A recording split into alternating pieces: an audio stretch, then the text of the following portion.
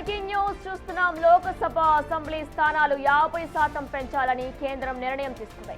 2029 ఎన్నికల నుంచి పెంపు అమలు కానుంది. ఎన్డీఏ మిత్రులకు అమిత్ షా వివరాలు చెప్పినట్టు సమాచారం. దేశంలో 543 నుంచి 816కు స్థానాలు పెరగనున్నాయి.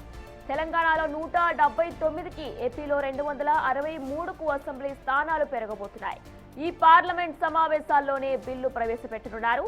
మొదటి మహిళా రిజర్వేషన్ కోటా బిల్లు అమలు చేసిన తర్వాతే ఈ పెంపు అమలు చేయనున్నారు.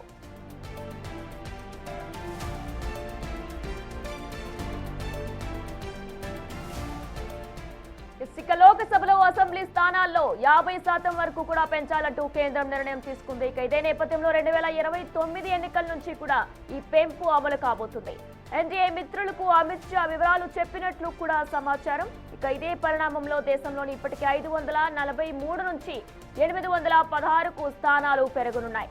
ప్రస్తుతం తెలంగాణలో చూసుకున్నట్లయితే 179కి, ఏపీలోని 263కు అసెంబ్లీ స్థానాలు పెరగబోతున్నాయి. ఇక ఈ పార్లమెంట్ సమావేశాల్లోని బిల్లు కూడా ప్రవేశపెట్టనున్నారు.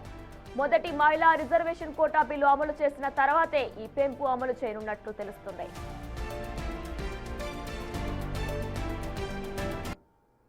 ఇదే అంశానికి సంబంధించిన పూర్తి డీటెయిల్స్ మా ప్రతినిధి ఢిల్లీ నుంచి శివ అందిస్తారు. రైట్ శివ, ప్రస్తుతం చూసుకున్నట్లయితే లోక్సభ అసెంబ్లీ స్థానాలు 50% పెంచాలని కేంద్రం నిర్ణయం తీసుకున్నట్లు కూడా తెలుస్తుంది. దీనికి సంబంధించిన డీటెయిల్స్ ఏ విధంగా ఉన్నాయి శివ? రైట్ వినయ, త్వరలోనే ఈ లోక్సభ అసెంబ్లీ స్థానాలకు సంబంధించిన డీలిమిటేషన్ బిల్లు అనేది పార్లమెంట్ లో పెట్టబోతున్నారు. బిల్లు పెట్టిన తర్వాత దీనికి సంబంధించి 50% వరకు కూడా సీట్ల పెంపు అనేది జరగబోతుంది. ఈ పెంపు అనేది 2029 ఎన్నికల నుంచి అమల్లోకి రాబోతున్నాయి. దీని ద్వారా ఇటు మరోవైపు రిజర్వేషన్ బిల్లు కూడా పెంచుతున్న నేపథ్యంలో ఈ సెషన్ లో పెట్టాలని యోచనలో కేంద్ర ప్రభుత్వం ఉంది. దానిలో భాగంగా ఆ బిల్లుకు సంబంధించి కూడా అన్ని పార్టీలతో సంప్రదింపులు కూడా జరిపినట్లు కూడా తెలుస్తోంది. ఒకవేళ ఇప్పుడు మహిళా రిజర్వేషన్ బిల్ అనేది తీసుకొస్తే కనుక మొత్తం సీట్ల సంఖ్య కూడా భారీగా పెరగబోతుంది. మొత్తం దాదాపు 8 పార్లమెంట్ లో 816 వరకు కూడా సీట్ల సంఖ్య అనేది లోక్సభలో పెరగబోతుంది. దాంట్లో మహిళలకు 273 సీట్లు రిజర్వ్ చేయబడతాయంటూ కూడా కేంద్ర ప్రభుత్వ వర్గాల నుంచి సమాచారం అయితే అందుతోంది. అంటే లోక్సభ మరియు రాష్ట్ర శాసనసభలో 3/4 సీట్లను మహిళలకు రిజర్వ్ చేసే సవరణ బిల్లు 2011 జనాభా లెక్కల ఆధారంగా రిజర్వేషన్ కల్పించాలని కూడా కేంద్రం కోరుతోంది. దానికి సంబంధించి కేంద్ర హోంమంత్రి అమిత్ షాతో సహా ప్రభుత్వ సంబంధించిన ప్రతినిధులు ప్రతిపక్ష పార్టీల నాయకులతో సమావేశం కూడా జరిగింది నిన్న. వీళ్ళు నేషనలిస్ట్ కాంగ్రెస్ పార్టీ సంబంధించిన వారు సుప్రీం సూలే గాని, వైఎస్ఆర్ కాంగ్రెస్ పార్టీ సంబంధించిన మిథున్ రెడ్డి, ఆల్ ఇండియా మజ్లిస్ పార్టీకి సంబంధించిన అసదుద్దీన్ ఓవైసీ, శివసేన యూపీకి చెందిన అరవింద్ సావంత్ తదితరులు పాల్గొన్నారు. వీరితో పాటు ఎన్డీఏ కూటమికి సంబంధించిన ఎంపీలందరూ కూడా పాల్గొన్నారు. ఈ మహిళా రిజర్వేషన్ బిల్లుకు సంబంధించి ఈ సెషన్ లోనే పెట్టాలనేది ప్రధానంగా భావిస్తోంది కేంద్ర ప్రభుత్వం. దానిలో భాగంగా వారందరితో కూడా సంప్రదింపులు జరిపారు. అంటే ఈ సెషన్ లో పెట్టడమా లేదా ప్రత్యేకంగా ఒక ప్రత్యేక స్పెషల్ సమావేశాలు చేసిన పార్లమెంట్ సమావేశాలు ఏర్పాటు చేసి బిల్లు పెట్టడం అనే దాంట్లో కూడా ప్రధానంగా కొన్ని సమాలోచనలు చేస్తూ ఉన్నారు. అయితే ఇప్పుడు ఈ డీలిమిటేషన్ ఈ సమావేశంలోనే డీలిమిటేషన్ బిల్లుకు సంబంధించి కూడా పెట్టే యోచనలు కూడా కనిపిస్తున్నారు. ఇక బీఎస్సీలో కూడా ఒక నిర్ణయం కూడా తీసుకున్నట్లు కూడా తెలిసింది.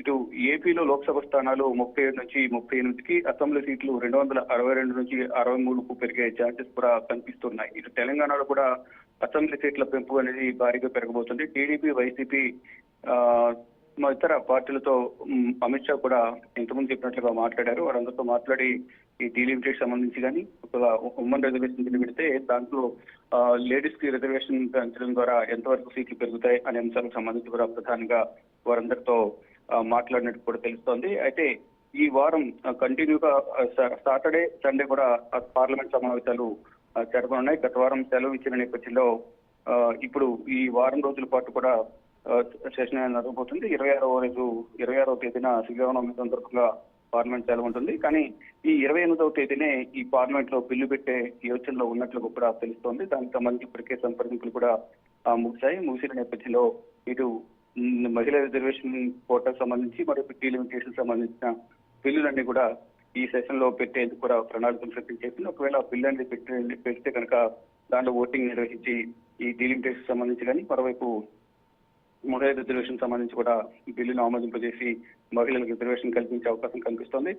కల్పిస్తే కనుక ఇటు దాదాపు ప్రజెంట్ ఉన్న 543 లోక్సభ స్థానాలు గాను 816 స్థానాలకు పెరగబోతున్నాయి. దాంట్లో 273 మహిళలకు రిజర్వేషన్ కల్పించడంలో భాగంగా వారికి 273 స్థానాలు దక్కబోతున్నాయి. అలాగే రాష్ట్రాల వారికి కూడా అసెంబ్లీ స్థానాలు కూడా భారీగానే మహిళలకు పెరిగే ఛాన్సెస్ అయితే దీన్ని బట్టి కనిపిస్తూ ఉన్నాయి.